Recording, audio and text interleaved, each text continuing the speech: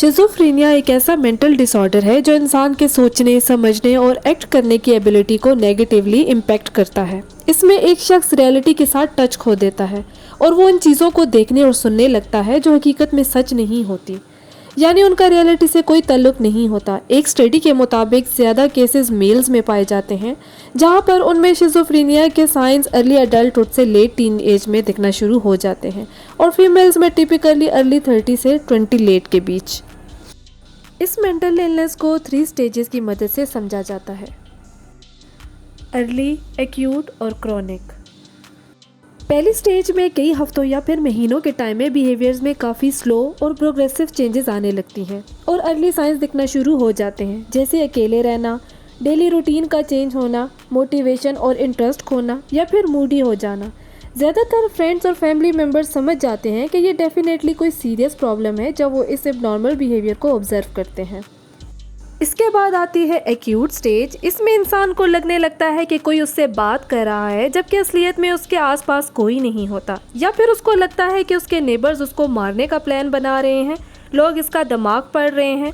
In example से हम imagine कर सकते हैं कि एक शिज़ोफ्रेनिक की लाइफ कितनी स्ट्रेसफुल हो सकती है। इन डिल्यूजन्स की वजह से ना तो वो सही से खा पाते हैं, ना तो सही से सो पाते हैं। यूजुअली यही वो स्टेज होती है जब उनके फैमिली मेम्बर्स उनको डॉक्टर के पास ले जाते हैं और कंडीशन जितनी भी सीरियस होती है, इस हिसाब से साइकोलॉजिस्ट या तो ट्रीटमेंट घर पे ही देना शुरू कर देता है या उस पर्सन को कुछ टाइम के लिए हॉस्पिटलाइज कर लेता है।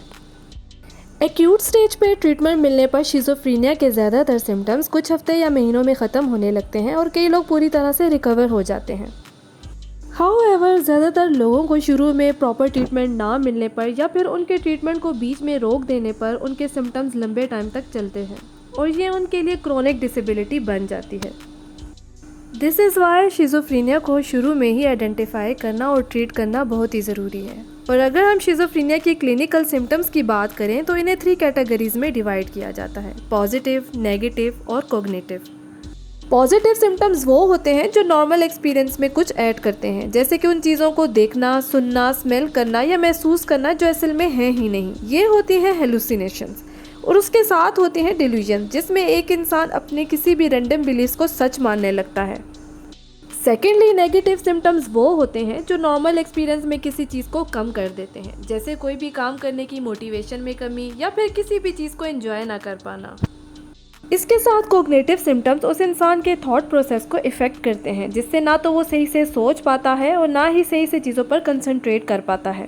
नाउ अगर हम शिज़ोफ्रेनिया की कॉजेज़ की बात करें तो सबसे पहले जेनेटिक एक ऑब्वियस कॉज है।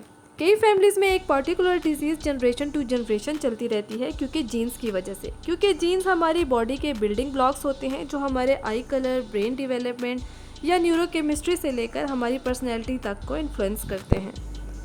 शिज़ोफ्रेनिया का एक और पोटेंशियल कॉज हो सकता है एनवायरमेंटल, क्योंकि जहाँ पर कुछ स्टडीज़ ये बताती हैं कि शिज़ोफ्रेनिया जेनेटिक्स की वजह से हो सकता है, इसके साथ वो ये भी बताती हैं कि शिज़ोफ्रेनिया में जेनेटिक का रोल कभी भी 50, 60, 70% से ज़्यादा नहीं बढ़ता।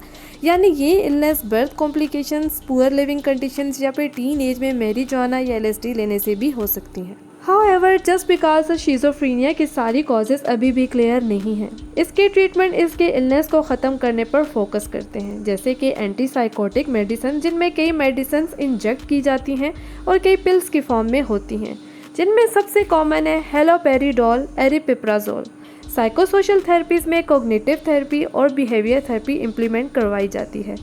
फैमिली थेरेपी में फैमिली इन्वॉल्वमेंट काफ़ी हेल्पफुल हो सकती है शिज़ोफ्रेनिया के पेशेंट के इन्वायरमेंट से स्ट्रेस को कम करने के लिए। होम्योपैथिक मेडिसिन में भी इस इलनेस का बेहतरीन इलाज मौजूद है, जिससे एक शिज़ोफ्रेनिक पेशेंट एक नॉर्मल और हेल्दी लाइफ गुजार सकता है।